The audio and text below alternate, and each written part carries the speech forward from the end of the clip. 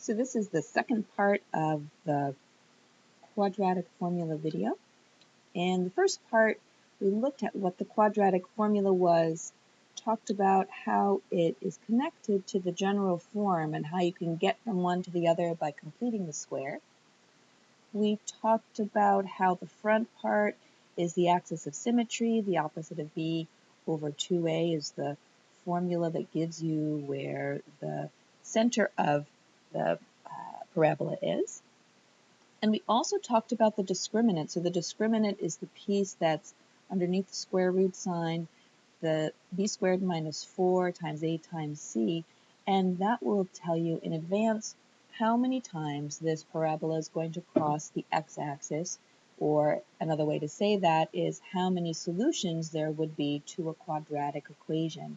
There could be two possible solutions, and that's when the discriminant is positive.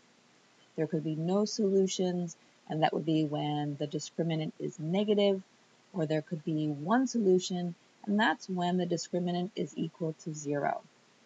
In this video, I'm going to start off with an example of finding the discriminant, and then we're going to go ahead and find exactly where an equation crosses the x-axis, the graph of an equation crosses the x-axis. And maybe we'll do another example on this video. If it seems like it's getting a little long, we'll do a third video. This is a big section, the quadratic formula. So let's jump in and find the discriminant for the equation that we were using before, the y equals 2x squared plus 4x minus 1. So let's do that over here on the side. Y equals 2x squared plus 4x minus 1. And the discriminant, you'll remember, is the stuff that's under the square root sign. That's the b squared minus 4 times a times c. And where we're getting those numbers to plug in are right out of the equation itself, the original equation. A is the quadratics of the square terms coefficient, so that's 2. B is the linear terms coefficient, that's 4. And c is the constant term, the one without a variable, and that'll be negative 1. And now I'll go ahead and just plug all of those values into the discriminant. And remember that discriminant is just one little piece of this giganto quadratic formula, this piece right here. All right.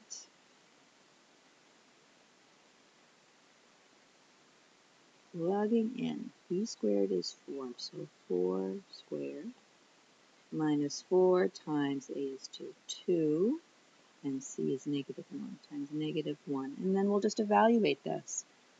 4 squared is 16. Negative 4 times 2 is negative 8.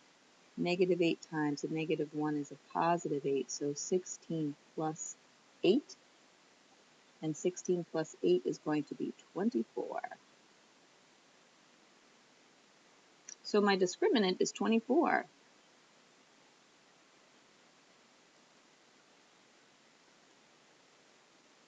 And that's going to tell us, without having to do any graphing, how many times this parabola is going to cross the x-axis. It's positive, so there are going to be two possible solutions. It's going to cross the x-axis in 2 places. And that kind of makes sense with what we did last time. Remember when we found the axis of symmetry and we kind of sketched it in, we knew it was going to be centered around negative 1 in some way, and we had the suspicion that it was going to cross in 2 places. And now we know for sure that there are 2 x-intercepts. And the 2 x-intercepts that we found are, we don't know. We haven't found them yet. We just know that they exist. So the discriminant doesn't tell you where they are. It just tells you how many there are. So this tells you how many, not where.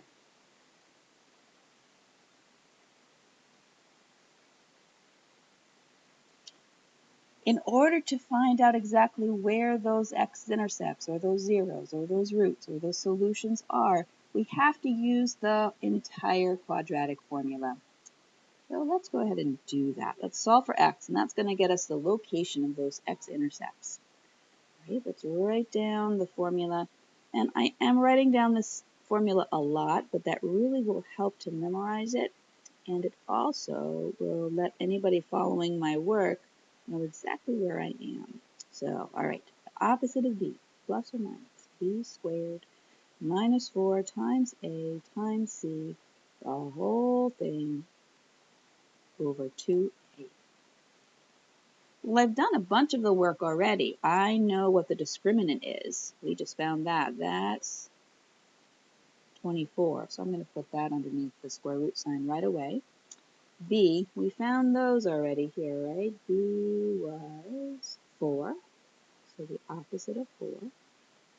And we've got a plus or a minus here. And 2 times A, and A was 2. So 2 times 2. Now we can simplify this a little bit. So I've got negative 4 plus or minus. Remember that plus or minus lets us know how that we're going to be adding potentially two things, and we are. We're going to add the square root of 24, and we're going to subtract the square root of 24 from all this other stuff. And the adding the square root and the subtracting the square root are going to result in the two different places where our graph will cross the x-axis. Before I put the square root of 24 in there, let's simplify that a little bit. So the square root of 24, things that go into 24 are 6 and 4, or 3 and 8. I think I'll use 6 and 4. And I'm looking for pairs of numbers, right, because I want to be able to pull those pairs out of the square root, but I don't have any pairs yet. Let's see, 4 becomes 2 times 2 times 6, and there's a pair. So I'm going to pull a pair out. I'm left with 6. There are no more pairs of factors that I'm going to find out from the 6. So the square root of 24 ends up simplifying to 2 times the square root of 6. And if you're a little unclear on simplifying radicals, send me an email or a text or something and let me know, and I'll do a little remember how to simplify, break down square roots for you. All right, so this now looks like negative 4 plus or minus 2 root 6 all divided by 4. And I'm going to do a little bit of simplifying. On the top, I'm noticing that the negative 4 and the 2 have a common factor of 2. So I'm going to factor that out. So I'm coming up over here. So this equals 2 times negative 2. So I'm factoring out a 2 from my negative 4, plus or minus. I'm going to factor out the 2 from the 2 root 6 and be left with just root 6 all over 4. And once I've done that factoring, I can do some canceling. So I can't cancel anything that's a sum or a difference. So I can't cancel here. I can't cancel things that have pluses and minuses, but I can cancel factors. So here I'm allowed to cancel.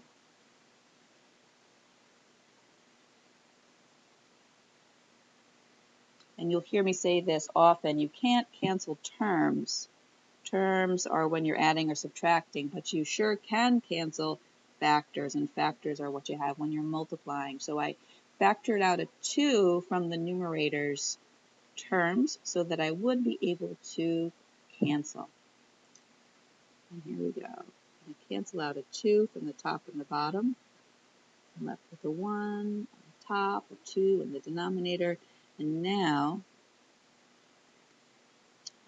x equals negative 2 plus or minus root 6 divided by 2. I'm going to write that as two separate spots where this graph is going to be crossing the x-axis.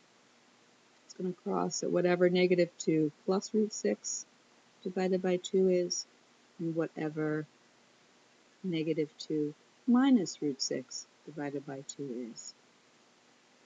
And if I pop those into my calculator, and you should do this too just to be confident that really I haven't made a mistake, I'm going to get about 0.225 for the first one and about negative 2.225 for the second one. So here I am looking at my parabola. I know the axis of symmetry is at 1, or negative 1. I don't know exactly where the vertex is, but now I know for sure that it's going to cross somewhere over here on the positive side and somewhere over here on the negative side. And it's going to be centered around negative 1. I think I'm going to stop this here and make a third video. If you're feeling like you're pretty confident on how to do these, you could just go ahead and try some problems in the textbook. Using the quadratic formula for solving an equation works exactly the same way as we just did this if we were graphing. You're just thinking about what you're going to do with the answers slightly differently. So I'm going to pause this or stop this and make a third video that does 2 more examples. So if you want some more instruction, take a look at those.